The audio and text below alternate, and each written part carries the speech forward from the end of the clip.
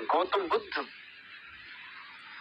ज्ञान को उपलब्ध होने के बाद घर वापस लौटे, 12 साल बाद वापस लौटे। जिस दिन घर छोड़ा था उनका बच्चा, उनका बेटा एक ही दिन का था, राहुल एक ही दिन का था। जब आए तो वो 12 वर्ष का हो चुका था। और बुद्ध की पत्नी यशोधरा बहुत नाराज थी, स्वभाव था। और उसने एक बहुत महत्वपूर्ण सवाल पूछा। उसने पूछा कि मैं इतना ही जानना चाहती हूं, क्या तुम्हें मेरा इतना भी भरोसा न था कि मुझसे कह देते कि मैं जा रहा हूं? क्या तुम सोचते हो मैं तुम्हें रोकती? मैं भी छत्राणी हूं।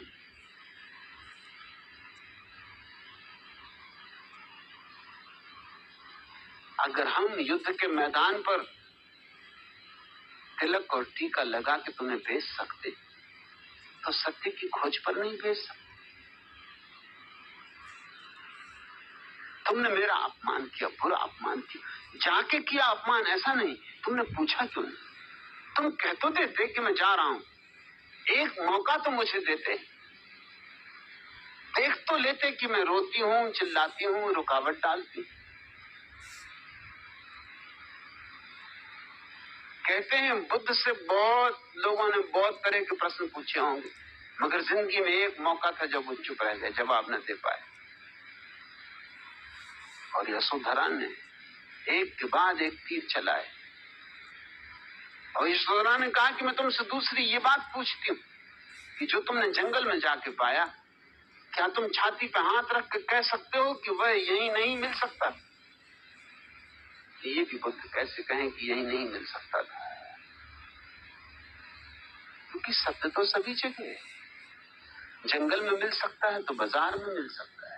ये और बात है कि बाजार में जो है वो सोचता हो कि नहीं मिल सकता, मगर मिल जाने के बाद तो कोई कैसे कहेगा कि बाजार में नहीं मिल सकता? वह तो सब जगह। फिर आंखें झुक गई। और तीसरी बात, उसने बड़ी गहरी चोट की, मगर उस चोट में यशोधरा उलझ गई। तीसरी बात उसने की, राहुल को सामने किया और कहा कि ये तेरे पिता हैं, ये देख, ये जो भिखारी की तरह खड़े हैं, हाथ में भिक्षा पात्र लिए, यही तेरे पिता हैं। ये तुझे छोड़ के भाग गए थे जब तू एक ही दिन का था, अभी पैदा ही हुआ था। अब ये लौटे, फिर पता नहीं कब मिलना हो या ना हो। इनसे तू अपनी वसीयत मांग ले, तेरे लिए क्या इनके पास देने को है वो मांग ले। ये बड़ी गहरी चोट थी। बुद्ध के पास देने को था क्या? यशोधरा प्रतिशोध ले रही थी 12 वर्षों का, लेकिन उसने कभी सोचा भी न था कि ये घटना यूं रुख ले लेगी, ये बात यूं बदल जाएगी। भगवान दास आर्य ने भी पूछते वक्त नहीं सोचा होगा कि बात यूं रुख ले लेगी।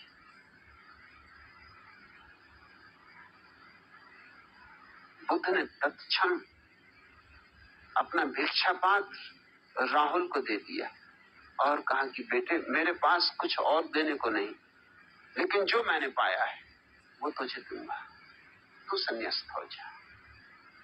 12 वर्ष के बेटे को संन्यास्त कर दिया। यशोधरा की आंखों से झरझर आंसू गिरने लगे। उसने कहा, यह आप क्या करते? और बुद्ध ने कहा, जो मेरी संपदा है वही तो दे सकता हूं। समाधि मेरी संपदा है, उसको बांटने का ढंग संन्यास है। और यशोधरा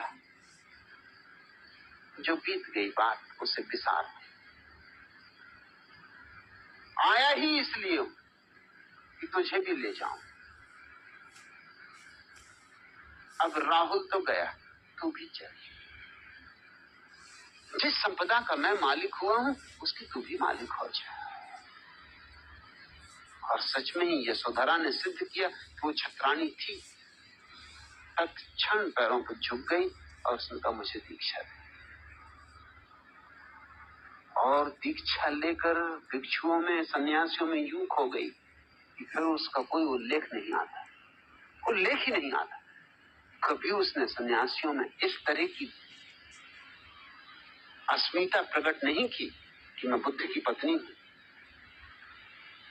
कि मैं विशिष्ट हूं, कि मैं खास हूं। वो यूं खो गई कि बौद्ध शास्त्रों में इस घटना के बाद उसका फिर कोई उल्लेख नहीं आता। कैसे जी, कैसे मरी, कब तक जी, कब मरी, कुछ पता नहीं चलता। वो सारे सन्यासियों की भीड़